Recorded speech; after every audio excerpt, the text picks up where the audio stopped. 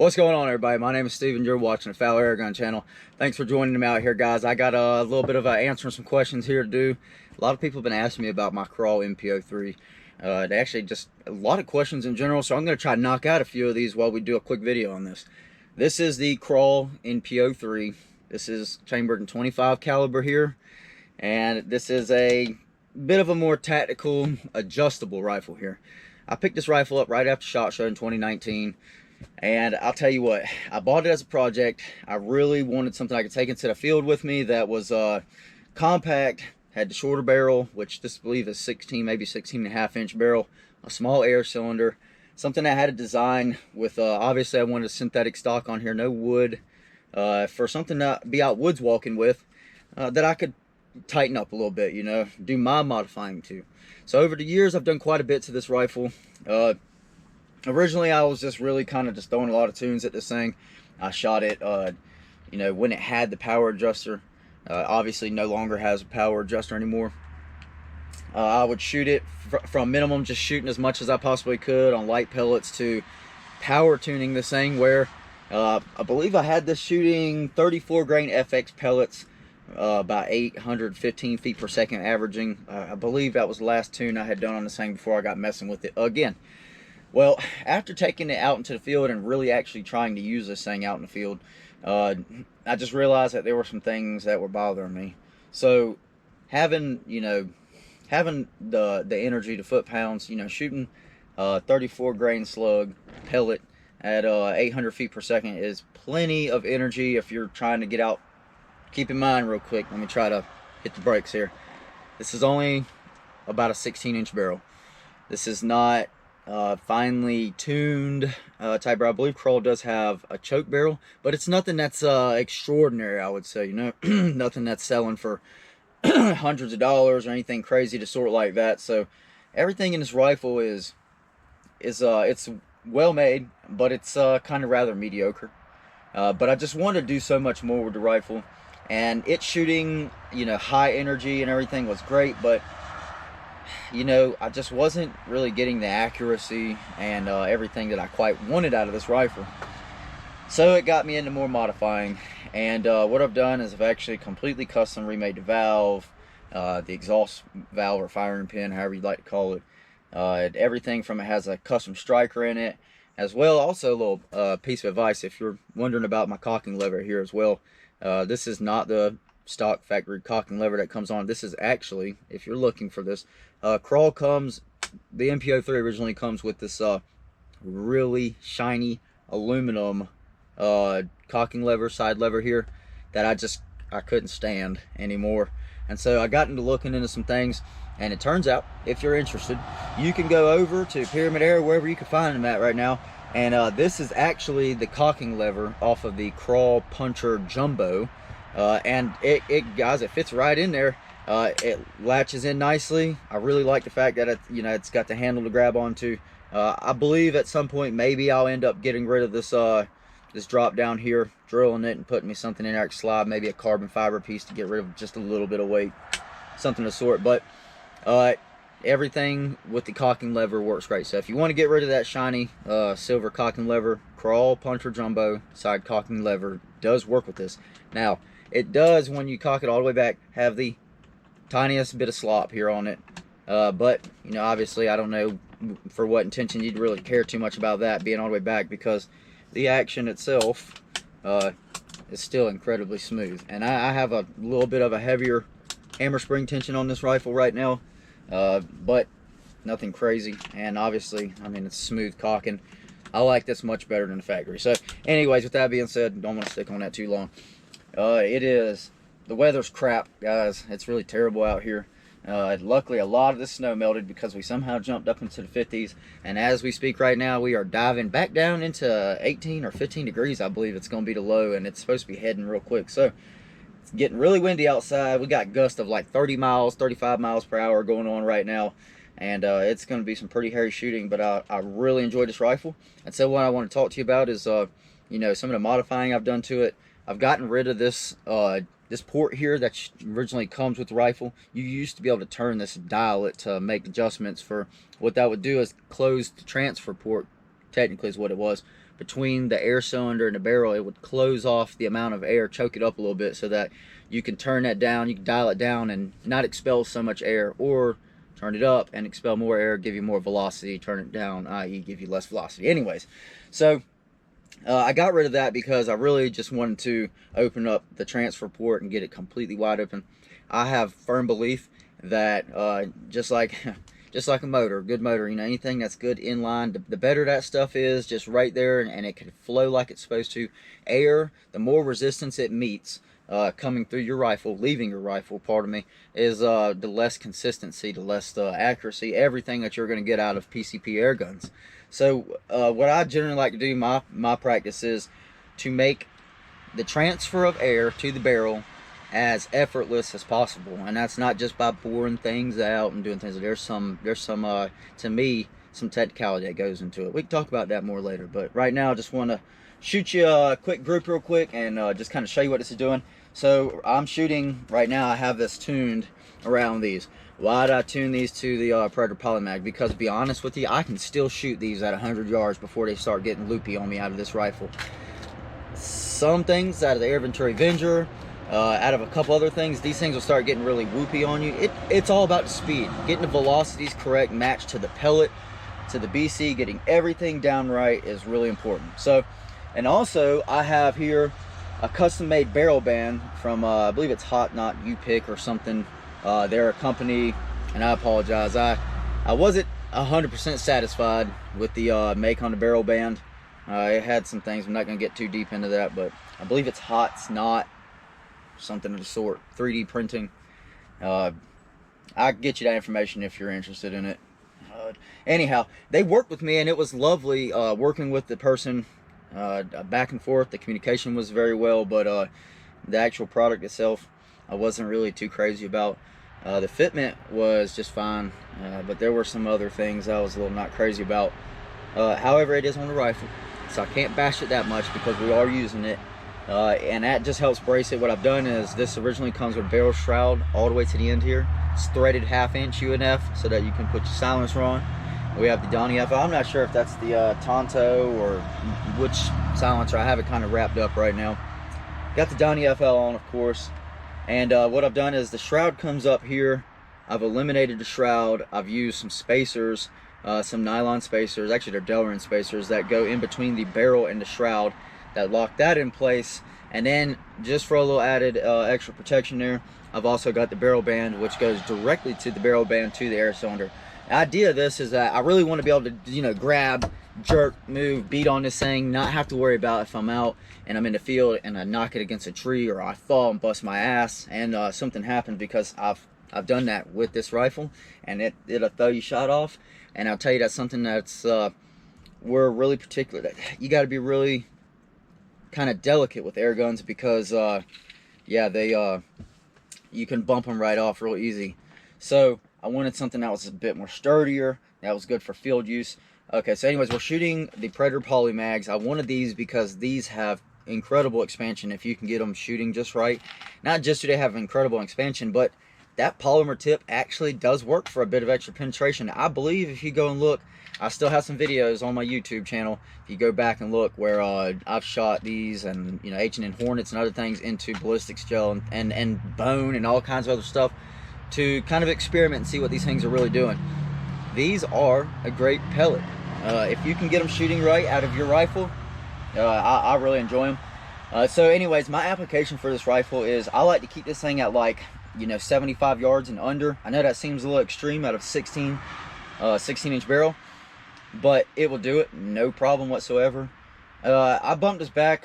We're gonna be shooting at 55 yards today. I got Mr. Coyote out there. It is mucky up in the range, and I'm just kind of walking back and forth. I'm just not gonna do. So I'm gonna stay right here in this box for right now. I'm gonna shoot you a group. Mr. Coyote is clean.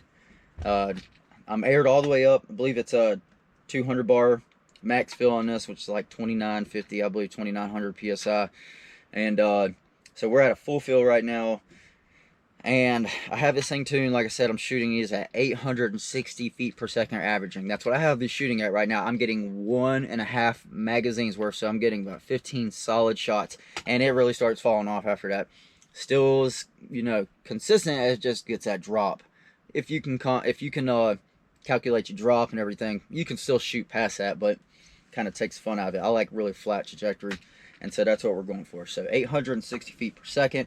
The extreme spread on this, last I checked, was right at like 20. I think it was 21 or 22. It was one of those, just right above 20 feet per second for an extreme spread there.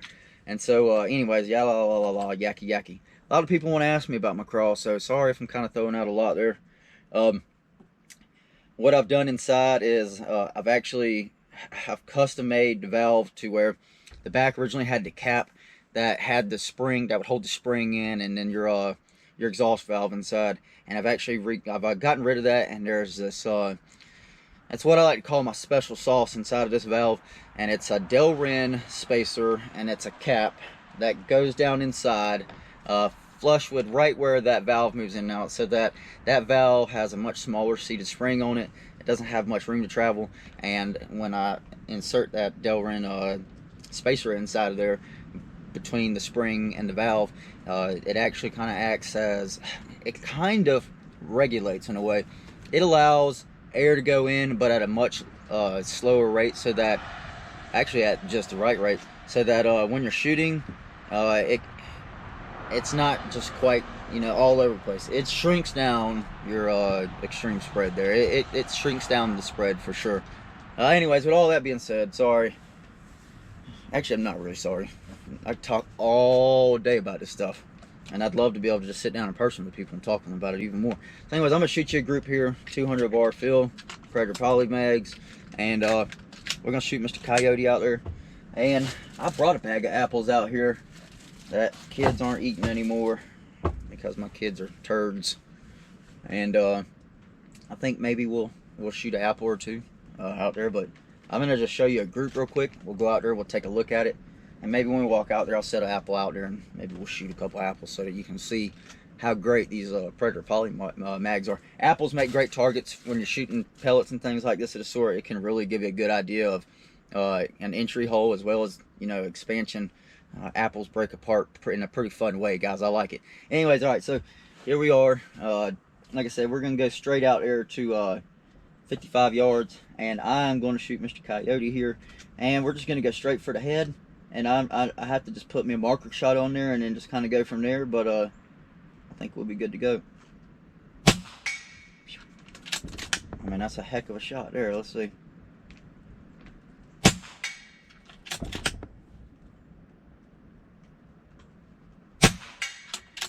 Kind of pulled that one there. My contact's trying to get blurry on me. Excuse after excuse, right?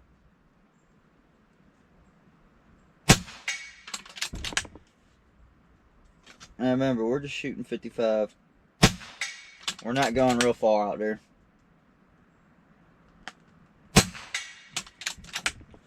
I'll push it out there if you want me to. And keep in mind, we're only using a 6 power magnification here on the scope. So we got 6 power on the scope, which ain't helping none with the eyes. That last one kind of blew away on me too a little bit. Got a tiny wind there. Anyways, I love the side lever like this, by the way. I'm serious, guys. Take a look at that now if you're interested. Crawl Puncher Jumbo. This is the Caulking Lever for it. And like I said, you could just drill this part out here, get rid of this whole bottom, and drop you a nice carbon fiber lever, bottom part of your lever there or something on. So anyways, we'll go walk out here real quick. Try to speed this part of the video up here anyhow so we can walk out there. I reckon we might as well take apples with us. Or, well, really, I don't think we need to take all of them. Let's just do this. Let's just take us 2 nice healthy apples out there. And let's have us a walk real quick. I'll take you right on out here. We'll show you this group that we're making out here at 55 yards. Set us an apple out there or 2. And then we can shoot those. I'll have to top off with the tank right there. I like to generally shoot 1 magazine. Well, heck, I guess it really wouldn't make a difference, because I guess I could shoot you 5 more shots. I see a lot of folks do that. They like to shoot the 5-shot groups, and yeah, that's all right and everything, but for me personally, the rifle shoots 10 pellets, 10 slugs, and so it kind of makes little sense to me why you would kind of stop at 5 when You know, 10's the magic number. Anyways, there you go for our group right here. This is 55 yards. That's 10 shots. And this was our last shot. Put these apples down here. This was our last shot here. Let's see this camera here. Our last shot right there pulled away, and that was just because we had wind. But if you take a look at that, I mean, heck, that's not a big hand. That's a small thumb there. And that's dead coyote for sure. 55 yards out yonder there. And so here's what we'll do. I'll set us apple here, right ground level, and then we'll put this one even right there. All right, now I'm gonna walk on back here and we'll shoot these apples and we'll come take a look at them. And I'm just gonna go ahead and just load it straight on that magazine so you can see it's not just 10 shots, it's still consistent. Granted, wind don't get blowing too hard and everything works well with us. But anyways, yeah, the Kral NP-03 has been one of my more favorited projects. Mostly because, like I said, the intention on it is to turn it into like the ultimate field gun. I want to be able to walk out and know that if I take this thing with me and I want to go on a trip, pardon me, if I want to go on a trip and you know, I want to go out and maybe go camping, hiking for 2-3 days at a time, something of the sort, a week's camping trip, something like that, going on a hunt. I know what it's like to be like, oh man, I have to find out if this thing is even shooting accurately before I go to try to shoot something. And you're already out there and you know, game lands or wherever it is you want to go at, trying to shoot. And then you got to take all that extra time just to check your zero every time before you go to try to shoot something. Me personally, anyways, it's just, to me, I want to make sure that whatever, if I'm pulling this trigger and I'm shooting something, shooting at something, I want to make sure it's going where I know it's going to go. Getting a big old strong wind right there. I want to know that it's going where it's supposed to be going. So, that being said, I know where this is going. I've bumped it around a whole lot, slapped it around a little bit like a pump, and make it my biznatch, because I need a good rifle for out in the field. So, holding over at 55 yards because I'm actually zeroed at 40. 55 is where I'm at, and I get roughly, we're getting about a 1/2 mil holdover. That's about the drop that we're getting from 40 to 55 is roughly 1/2 mil. So I'm gonna go 1/2 mil here, and we're gonna try to pop this first apple on the right. And I'm not sure I actually hit that one. I believe that might actually have went just over top of it. Might have just gave it a little bit too much. I could be hitting it and just not telling. I'm just probably destroying this apple down there. And it's getting absolutely windy right now. Try this one more time here. I think I'm hitting the apple. I think that's just what's going on. Let's see what's happening. Alright. Getting the wind is carrying it. Man, destroyed that apple. That's our issue here. It's not me, it's the wind. Okay, I hit the apples. That's how many shots I got left in here too. Only 3 shots. Let's see. Tearing that apple up. And getting a terrible wind right now. It is windy outside. It's blowing my door wide open. Anyways, with the excuses and all. 20-minute video just for you. Bring you out here and just show you me out here just messing around. Try not to slip and fall out here because it is absolutely muddy. We had like a foot and some change of snow. It was a lot up here. With the wind drift, it was over a foot. And for days, It's been up here just snowing, and it's finally let up. But yeah, well, you can see our apples, and I was just hitting this. I was just chewing that apple up. You can see it's hit multiple times. So the problem was it was just hitting and zipping right through. Same with this apple here. We shot that one quite a few times. Anyways, that's it, guys. Trying to come out here and just show you what I got working on with the Kral NP-03. It's 25 caliber shooting Predator poly mags. And yeah, that's it for you there. I'm gonna get some more videos rolled out for you. I actually have some more improvements coming to that rifle. I'm still working on it. It's just a project. But thanks for watching it, guys, that's for sure, and keeping up with me. If you got questions, ask. As far as tuning anything, we can kind of get into all that, spring weights and everything, in the comments. But for now, that's it. So if you like it, give it a thumbs up, because I need them thumbs.